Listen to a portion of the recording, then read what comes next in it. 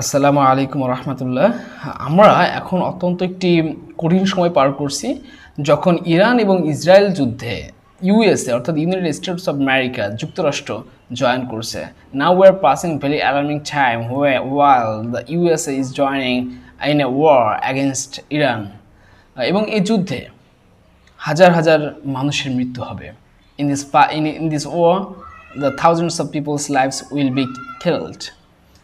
এবং পরিশেষে আমাদের যে সমাপ্তিটা নিয়ে এ যুদ্ধের মাধ্যমে আম, আ- আমি সহজে এর সমাপ্তি টানতে পারবো না, কারণ আমরা জানি না সামনে কি হবে। কিন্তু আমরা বুঝতে পারছি যে এই যুদ্ধের মাধ্যমে ইরানের ব্যাপক ক্ষতি হবে। But I can not make an ending of this war, but I can estimate massive distractions all across Iran. এবং এটি কি ইরানের শাসন ব্যবস্থার পরিবর্তন আনবে কিনা সেটিও একটি প্রশ্ন থেকে যাচ্ছে। And that is the questions whether that can make an endings of the Iranian regime of rules of Ayatollah Al Khamenei আর ইসলামিক রিপাবলিক অফ ইরান। আমি যেটি বুঝতে পারি সেটি হলো, এই যুদ্ধে এখন ইউএসএ তার ব্যাপক মাত্রায় ইরানে ম্যাসিভ অ্যাটাক করবে। What can I presume or understand that Iran will make a very massive attack all across Iran, especially the nuclear site. এবং এই যুদ্ধের মাধ্যমে ইরান এবং ইসরায়েল একটি দীর্ঘস্থায়ী যুদ্ধের মধ্যে জড়িয়ে পড়বে, কারণ ইরান এমন একটি রাষ্ট্র যেটি জয় করা ইরাকের মতো সহজ হবে না।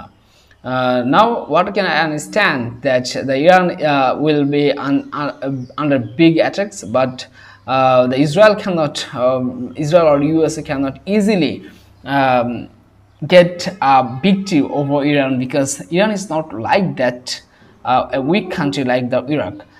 সো যুদ্ধটি ব্যাপক মাত্রা পাবে, এবং যুদ্ধের মাধ্যমে ইরানের নিউক্লিয়ার সাইটগুলোর ব্যাপক ক্ষতি সাধন হবে। কিন্তু ইরানও ব্যাপক মাত্রায় তাদের মিসাইল অ্যাটাক অব্যাহত রাখবে, যার মাধ্যমে ইসরায়েলের ব্যাপক ক্ষতি হবে, কারণ ইসরায়েল আয়তন একটি ছোট্ট রাষ্ট্র যা ইরানের প্রায় 1/5 চলে। Now the both side will just attack each other at the same time.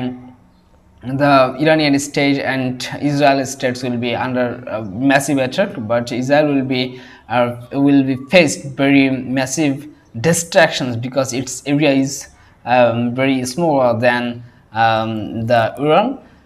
এই যুদ্ধে আয়াতুল্লাহ আলী খামেনি মারা যাবে কিনা সেটি আমি বুঝতে পারছি। এটা বলা ভুল হবে, কারণ হচ্ছে এটি একটা যুদ্ধ যেটি নানান সমীকরণের ভিতর দিয়ে যাবে। In this war, whether the Iranian leader Ayatollah Ali Khamenei will be killed, I cannot estimate, because this will ongoing. This is a war that have many calculations that's on the table. কিন্তু সব থেকে বড় সংকেতের দুঃখের বিষয় হচ্ছে বিশ্ব বিভক্ত হয়ে যাবে, এবং ইরানের বন্ধুরা তাকে সাহায্য করলে যুদ্ধে ইরানের জয় চলে আসবে। এবং মুসলিম কান্ট্রি যদি ইরানের পাশে দাঁড়ায় তাহলে ইরান অবশ্যই জয় করবে। But if Iran get supports from its friends country and specially the Muslim country be stand beside Iran must get an victory over this war. এবং এই যুদ্ধের মাধ্যমে তৃতীয় বিশ্বযুদ্ধের সূচনা হবে এমনটি আমি আশা করি না, এবং এটি আশা করা অত্যন্ত অত্যন্ত নাজুক একটি অবস্থার, কারণ যার মধ্যে বিশ্বের বিপর্যয় হবে। কারণ তৃতীয় বিশ্বযুদ্ধ হলে সেটি অবশ্যই একটি নিউক্লিয়ার ওয়ার এ পরিণত হওয়ার সম্ভাবনা 95% থেকে যাবে।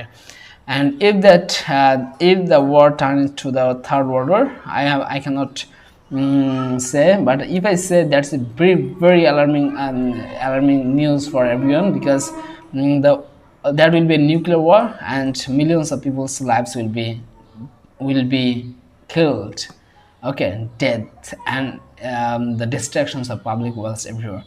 সো আমি বলি যে যুদ্ধের সমাপ্তির এই যুদ্ধটা হয়েছে ইসরায়েলের কারণে, তাদের অতি আকাঙ্ক্ষা, এবং আমরা দেখেছি প্যালেস্টিনিয়ানদের উপরে কী ধরনের অত্যাচার হয়েছে।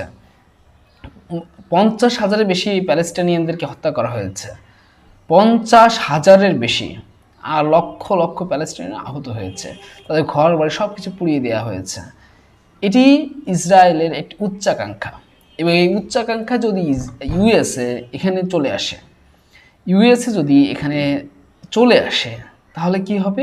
তাহলে এটি অবশ্যই অবশ্যই একটি ম্যাসিভ ওয়ার হবে, এবং এই ম্যাসিভ ওয়ারের মাধ্যমে ইরানকে সহজে ডোমিনেট করা সম্ভব হবে না, কারণ ইরানের যে শক্তি আছে, that's a very very massive power that can vandalize the USA power here scattered, because ইরানের যে মিসাইল শক্তি আছে সেটি যদি ইসরায়েলের বিরুদ্ধে প্রয়োগ করে থাকে তাহলে ইসরায়েলের ব্যাপক মাত্রায় ক্ষতি হওয়ার সম্ভাবনা রয়েছে, এবং ব্যাপক মাত্রায় ক্ষতি হচ্ছে, এবং ইউএসএ যে ওয়ারশিপগুলো আছে সেগুলো নিমিশেই ধ্বংস হয়ে যাবে।